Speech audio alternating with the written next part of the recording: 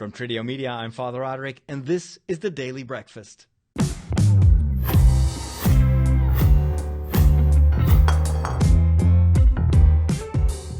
Hi, and welcome back to another episode of the Daily Breakfast. And if you've watched the episodes last week, or if you were in the live stream, because I'm always trying to stream this on Friday, my Friday afternoon, for some of you, maybe the morning, or in the middle of the night if you live in Australia or New Zealand.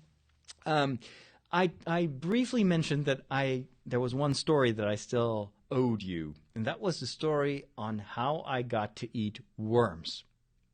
Sometimes you hear about these horror stories. A few weeks ago, there was a story of a guy who loved sushi, and he was eating sushi almost on a daily basis. And then he discovered that he had how do you call that? Like a tapeworm? Like he had like a 15-meter long tapeworm that he probably got because of sushi that he ate. And it made me not want to eat sushi at least for the next few months.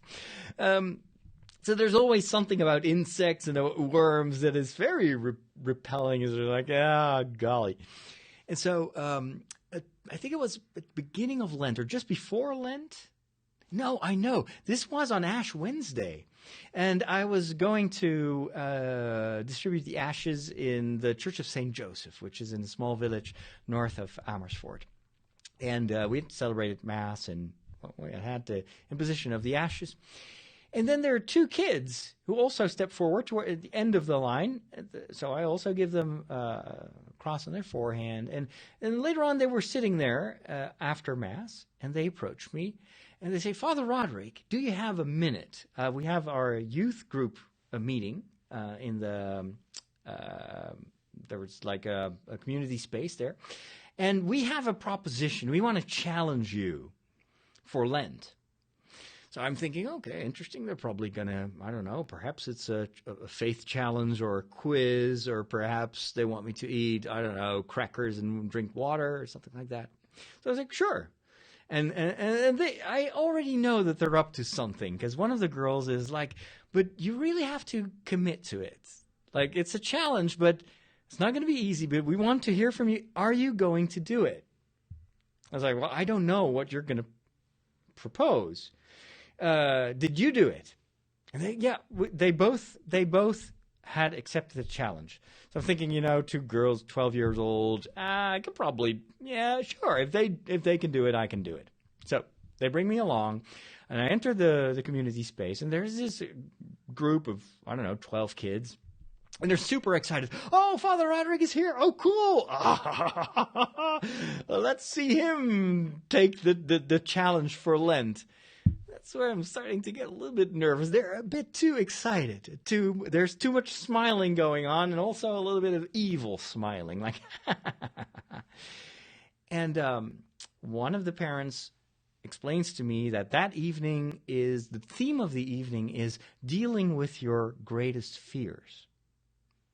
And immediately I was like, oh, great. Greatest fears. I'm thinking snakes, scorpions, spiders. And so the parent tells me, all these kids, this is going to be the theme of the day, how to not be afraid. That's what you read in the Bible all the time. Don't be afraid. So you have to face your fears. So all these kids have faced their fears, and they've overcome their fears, and now they want to see if you can do the same. Okay. What do I need to do? What's the challenge? And then they bring me this plastic Tupperware container, blue container with a lid on it. My first reaction is there's spiders in there, because that's one of my greatest fears when it comes to critters. Spiders. I'm thinking perhaps it's a tarantula. Sometimes you have these pet tarantulas. I'm thinking perhaps they have one of those. And my second thought is like, no way. I am not going to pet a tarantula. Anything that has more than 2 legs, I'm out of this. And then probably I'll get ridiculed, but that's okay. That's a fear I'm not wanting to deal with right now. So they open the lid of the Tupperware container, And in the lid, no spiders. Thank goodness. There are insects in there, but they don't have legs, so that's already a good thing. But what do I see? It is an entire container full of dried worms. The ones that I went fishing with when I was a child. I always loved to go early in the morning, and I'd have this little container and had these tiny white worms. There would be a little bit of wood grain or whatever, something to keep them dry. And then you take out one of those worms and you put them on the hook, and then I would just wait to fish. And I'd buy these worms from my own pocket money. And the worms worked way better than bread. I started with bread because it was less scary. And then all my friends that were also fishing with me, they were like, you got to get worms. It's so much better. Fish like it more and you'll catch bigger fish. So got over my initial fear, bought the worms, and went fishing with those worms. But now those same worms were dried and roasted and presented to me. And the challenge was, Father Roderick, are you going to eat these worms? Because actually these worms, you can eat them. And in many African countries, that's what they do. It's a source of protein. Thank goodness I had already thought about this in the past. This is actually, if you are a long-time listener, you know that I've addressed this topic multiple times on my early podcasts. And I've been to China, and in Chinese market in Beijing, I've seen much worse than just worms. They had these big scorpions on sticks that they were roasting, and you could buy it and eat it. And apparently you can survive that. But then, it's different from seeing all these worms and like, okay, well, you know what? It's just protein. I think I can face my fear. So I take one tiny little worm, and it's exactly like if I forgot to go out fishing, and normally you have to keep the worms in the fridge, right? But if you didn't, and sometimes I would forget because I would fish and then go to school, the worms would start to harden and, well, prepare to become flies. And that's exactly what it looked like. It's like you got this kind of reddish worm. And so I was like, okay, I'll just eat it. And so I put it in my mouth, and it's very dry, and it has a bit of a nutty flavor. But I'm not really kind of, I'm not lingering on what it tastes like. I was like, okay, this is a challenge. And so I take it, and I'm like, okay, that's okay. I try to, of course, not show that I still am grossed out by the whole experience. So I was like, oh, actually, I like this. Never say that, because of course the kids are, oh, then eat some more. And they present me again. And then I'm like, okay. I said I actually like the taste. It's a bit nutty. So I literally took a handful, and I ate a handful of worms. And so it's a bit dry. It's much drier than it looks. So you have a lot. And the moment you start chewing on the worms, you get these little...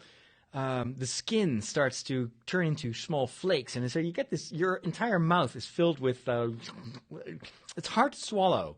And there's no water, there's nothing to drink. So I was like, it takes me about a minute to get rid of those worms. And then I look at my hand, and there's still, half of my hand is still filled with the rest of the worms. So I eat that too. That's how I got to eat a handful of worms. And, would I do it again? If I were very hungry, yes, I would. I would certainly do it. Was this me overcoming my fears? In a certain way, yes. Now I can see that this is something I could do again. I wasn't paralyzed, but I thought the whole topic of, what is your fear? Can you overcome it? That is something that I've been thinking of many days afterwards, because isn't that one of the things that you could do for Lent, is thinking, so what are the obstacles in my life? What blocks me? What blocks my future? Because fear often paralyzes you, sometimes literally. If there would be a big spider, I'm just checking here if there's no spider in the room. If there were a big spider in front of me hanging from the ceiling, I would be paralyzed. That's what fear does. But that can also happen on other levels of fear. You can also be afraid of taking a decision. You can be fearful of other people, of their judgment of you. And oftentimes what fear does is you're stuck in where you are, and you don't dare to jump or to move forward. And in a way, Lent is a time of grace where you can get a little bit of extra energy to go beyond that fear and to replace fear with trust, with faith. And I read a beautiful conversation that Pope Francis had. Was it Pope Francis? I think so. He was talking about some people that are sometimes so fearful that they're paralyzed that they don't dare to go to confession. And then I read an article about that. It's like, how can you help it? I know it was on one of those Catholic websites. They were talking. It was a serious article about people that are so ashamed of what they did wrong that the fear is paralyzing them, and they cannot bring themselves to telling a priest, to speaking that out. It's something that if you've ever gone to confession, you must know that feeling that it's like almost suffocating. Like I'm so ashamed, and now I have to tell someone. I'd rather walk all the way to Santiago de Compostela and back than having to say this and hear myself confiding this to someone else, even though I know that priest is there just to show mercy. And they were telling me that it would be good for those cases, and they exist. That happens. To have, at least in a city, one confessional where it's really anonymous. And the grill is so tight, and there are just a few holes in it, that the priest cannot see who is on the other side. And the other person cannot see the priest. They even say, if there's a window in your confessional, make sure it's not transparent, because that could already block someone from going to confession. And then the ultimate situation where someone really cannot pronounce the sin, there is the possibility of writing down your confession. So to have a written confession. For people that cannot speak or people that are deaf, they can do a written confession, and it's a valid confession. And in a certain way, there can be situations where the fear is so much paralyzing that it almost becomes a physical impediment for receiving the grace of God's mercy. And so in that case, having, at least in every town or every city, the ability to welcome people that have been paralyzed by fear of confessing their sins, taking away those barriers, taking away that fear by allowing people to write a written confession or to have a completely anonymous confession. It made me think a lot. I was like, yeah, we've kind of evolved. Now we want confession to be a conversation, and you want to be welcoming. So you are but perhaps there may be a lot of people, I don't know. There may be people for who that is an extremely stressful situation, and they would prefer an old-fashioned confessional where you can't see the priest and the priest can't see you. Made me think. Anyway, that's what I wanted to share with you about worms in confession. That's it for this week of the Daily Breakfast.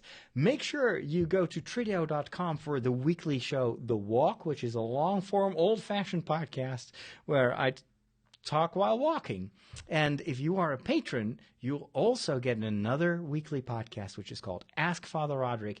And my patrons know this already. They can ask me anything, and I will answer on the show. So if you want to get access to that podcast feed, go over to patreon.com/Father Roderick, and that's where you will find the information on how to become a patron and how to get access to that exclusive podcast.